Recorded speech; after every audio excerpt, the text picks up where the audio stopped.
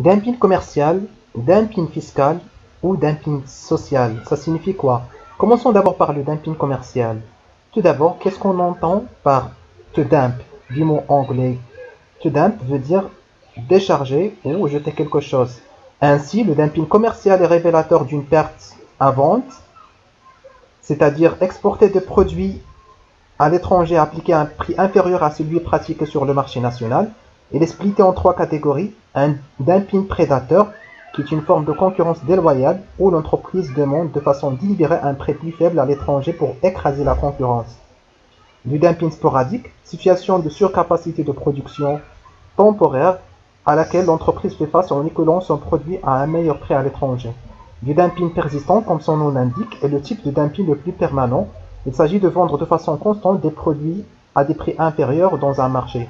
Ainsi, les objectifs d'adoption du dumping seraient soit de monopoliser un marché, de concourir des parts ou de défendre des marchés menacés. Il s'agit donc d'une concurrence déloyale. Pour cela, l'Organisation mondiale du commerce a autorisé ce que l'on appelle l'anti-dumping,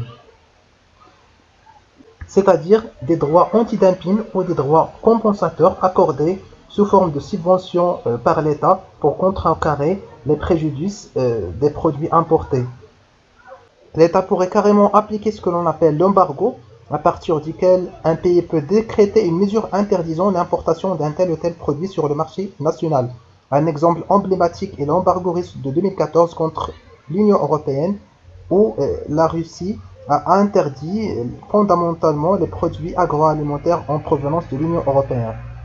Passons à notre dumping, cette fois-ci appelé dumping fiscal, qui relève d'une politique fiscale incitative ou ce que l'on appelle le paradis fiscal, c'est-à-dire un pays dont les taux d'imposition sont jugés très bas, dans l'objectif d'accroître la compétitivité du pays.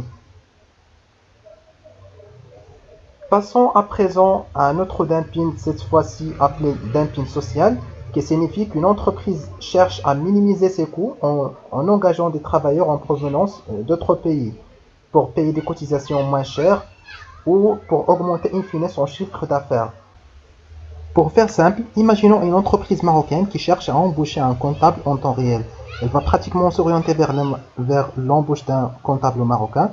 Par ailleurs, si l'entreprise décide de pratiquer le dumping social, il va recruter un comptable guinéen appelé travailleur détaché. Cela veut dire que ce comptable travaillerait au Maroc, mais il recevrait son salaire équivalent guinéen, ce qui permettrait à l'entreprise d'amoindrir ses coûts et d'augmenter par la suite son chiffre d'affaires. Ainsi, les répercussions du dumping social seront soit la perte des emplois des pays riches, soit la désindustrialisation de ces pays, ou l'exploitation des travailleurs déçus dans des conditions, je dirais, inhumaines, ou encore l'accroissement des inégalités dans les pays développés.